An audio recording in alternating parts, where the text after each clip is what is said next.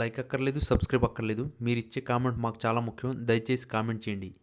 ఏపీలో ఎప్పటికిప్పుడు ఎన్నికలు జరిగితే సీఎంగా ఎవరు గెలుస్తారు? Chandrababu CM, Jagan CM.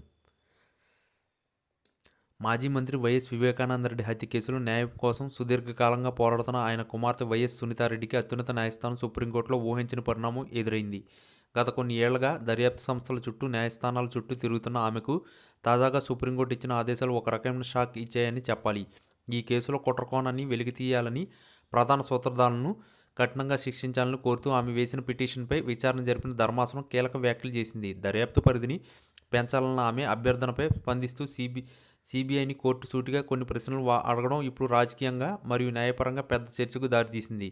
వివేక హత్య కేసులో ఇప్పటికే పలుమార్లు అరెస్ట్ కావడం, అభియోగ పత్రాలు దాఖలు కావడం జరిగాయి. అయితే దర్యాప్తు సంస్థల పనితీరుపై సునీతారెడ్డి మొదటి నుంచి అసంతృప్తిగా ఉన్నారు. ఈ నేపథ్యంలోనే ఆమె ట్రయల్ కోర్టు ఉత్తర్వులను సవాల్ చేస్తూ సుప్రీంకోర్టును ఆశ్రయించారు. మంగళవారం జరిగిన విచారణలో జస్టిస్ ఏఏ సుదర్శన్ నేతృత్వంలోని ధర్మాసనం ఈ కేసు ఇంకా దర్యాప్తు చేయాల్సింది ఏముందో స్పష్టంగా చెప్పాలని సిఐడిని ఆదేశించింది. అంతేకాకుండా ఈ కేసు ఇంకా ఎవరినైనా కస్టడీలోకి తీసుకోవాల్సిన అవసరం ఉందా లేదా అన్నది కూడా తేల్చాలని పేర్కొంది.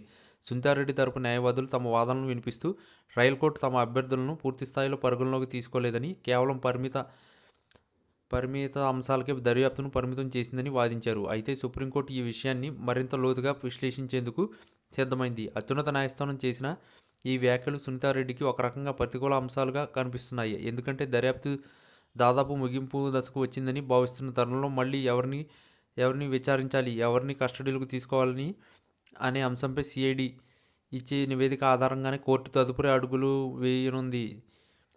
సిబిఐ కనుక దర్యాప్తు పూర్తయిందని చెబితే సునీతారెడ్డి ఆశించిన విధంగా కొత్త వ్యక్తులను విచారించే అవకాశం ఉండకపోవచ్చు. అందుకే దీన్ని ఆమెకు ఒక భారీ షాక్గా రాజకీయ విశ్లేషకులు భావిస్తున్నారు. మరోవైపు ఈ కేసులో సాక్ష్యాల సేకరణ మరియు సాక్ష్యాల విచారణలో జరుగుతున్న జాప్యం కూడా సునీతకు ఇబ్బందికరంగా మారింది. ఇప్పటికే ఈ కేసులో ఎన్నో మలుపులు చోటు చేసుకుంటున్నాయి. ఆరోపణలు ఎదుర్కొంటున్న వారు కూడా తమ వాదనలను బలంగానే వినిపిస్తున్నారు.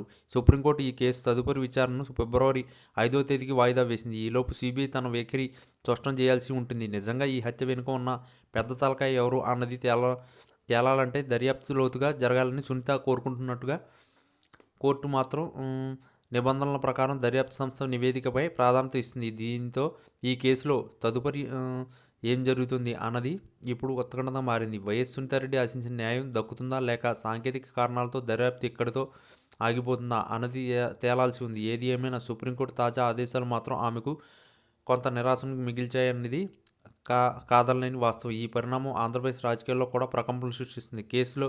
కేసును త్వరగా కొలిక్కి తేవాలని కోర్టు భావిస్తుంటే కొత్త సాక్ష్యాలు ఉన్నాయంటూ సునీత చేస్తున్న పోరాటం ఏ తీరానికి చేరుతుందో చూడాలి.